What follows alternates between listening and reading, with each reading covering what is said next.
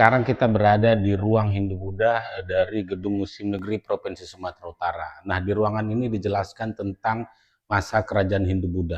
Ya, sebagai pusat niaga sejak dahulu kala Sumatera Utara ramai dikunjungi para saudagar dari berbagai belahan dunia. Nah, tak hanya berdagang, mereka juga membawa masuk pengaruh dan kepercayaan dari tempatnya masing-masing atau tempat asalnya. Salah satunya adalah agama Hindu dan Buddha. Jejak Hindu-Buddha paling kental dapat dijumpai di kawasan Purbakala Padang Lawas yang termasuk ke dalam wilayah administratif Kabupaten Padang Lawas dan Kabupaten Padang Lawas Utara.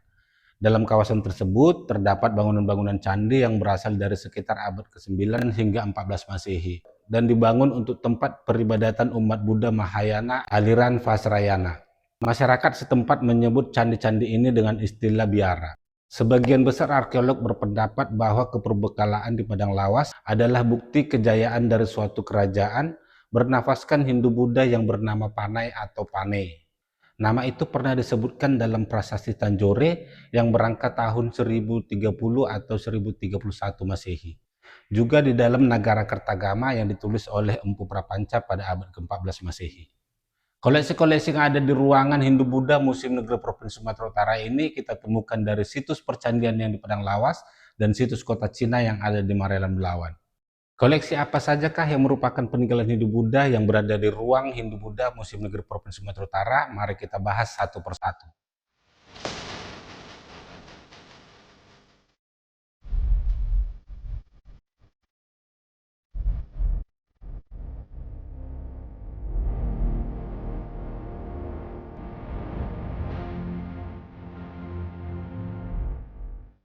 Nah, yang pertama adalah koleksi arca Gajah Simapiala.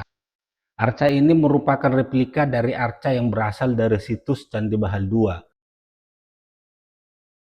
Bentuknya mirip dengan arca yang ditemukan di Orissa, India.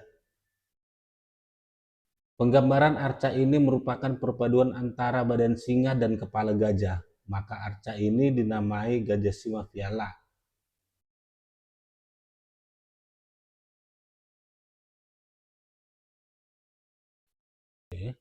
Nah, koleksi selanjutnya adalah replika arca Lokanata.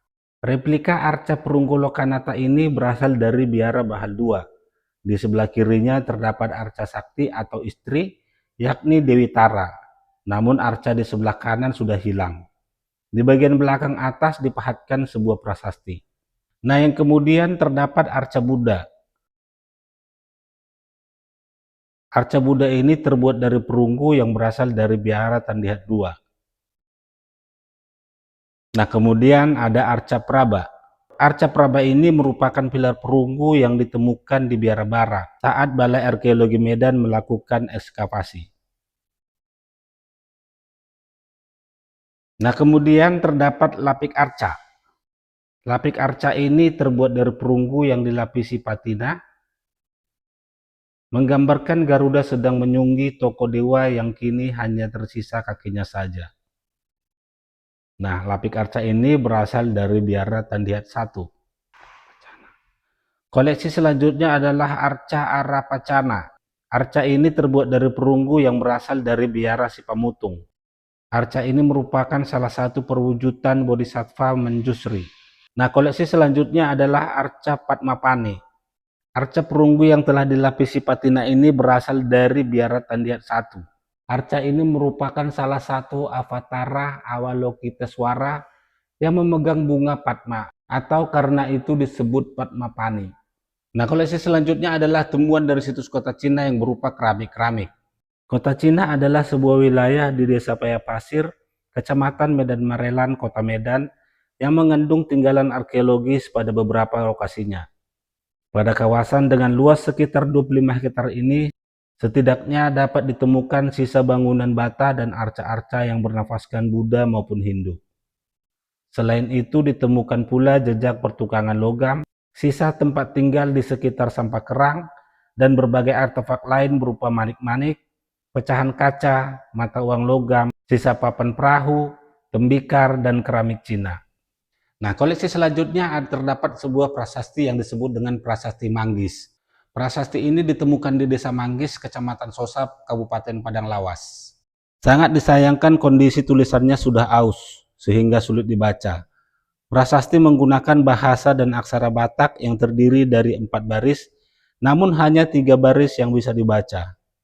Prasasti ini diperkirakan berasal dari sekitar abad 13 Masehi. Nah, koleksi selanjutnya adalah kepala arca Heruka. Nah, ini adalah kepala arca Heruka. Penggambaran Heruka sangat langka di Indonesia, salah satunya ditemukan di dalam bilik Biara Bahal II pada tahun 1950. Ketika ditemukan, arca dalam keadaan hancur berkeping-keping, namun masih dapat direkonstruksi kembali. Heruka termasuk dewa utama pada agama Hindu-Buddha, aliran Vajrayana yang dipuja pada upacara Bhairava. Arca ini digambarkan dalam posisi menari, tangan kirinya memegang mangkuk berupa tengkorak manusia, dan tangan kanan memegang vajra yang diangkat tinggi. Nah, koleksi selanjutnya adalah arca Wisnu. Wisnu adalah salah satu dewa Trimurti pada agama Hindu yang dikenal sebagai dewa pemelihara alam semesta. Arca berbahan granit ini ditemukan di situs kota Cina yang terletak di Desa Payapasir, Kecamatan Medan Marelan, Kota Medan. Situs tersebut diduga merupakan bandar internasional pada abad ke-11 sampai 14 Masehi. Penemuan arca terjadi pada tahun 1979 oleh penduduk setempat. Nah, koleksi selanjutnya di sini terdapat arca Amitabha. Amitabha adalah bagian dari panteon atau masyarakat dewa Buddha Mahayana.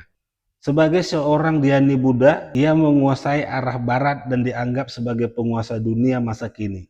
Ciri khas Amitabha adalah sikap tangan dhyana mudra atau posisi bersemedi.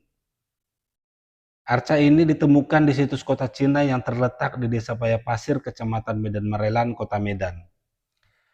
Nah, koleksi selanjutnya di sini terdapat arca Sakti Wisnu. Arca wanita ini ditemukan dalam satu konteks dengan arca Wisnu. Arca ini dianggap menggambarkan Sakti Wisnu. Sakti adalah sebutan untuk istri dewa dalam agama Hindu dan Buddha. Wisnu memiliki beberapa sakti, namun yang paling terkenal adalah Laksmi. Laksmi merupakan dewi kesuburan dan kemakmuran dalam agama Hindu. Oleh karena itu, arca ini sering disebut sebagai arca Laksmi. Nah, selanjutnya terdapat koleksi prasasti Panai. Ya, prasasti ini berasal dari Biara Bahal I. Nah, dulunya dikenal dengan prasasti Gana I. Prasasti ini terdiri dari 10 baris tulisan yang sebagian besar telah aus. Aksara yang digunakan adalah aksara Jawa kuna, sedangkan bahasanya adalah Melayu kuna.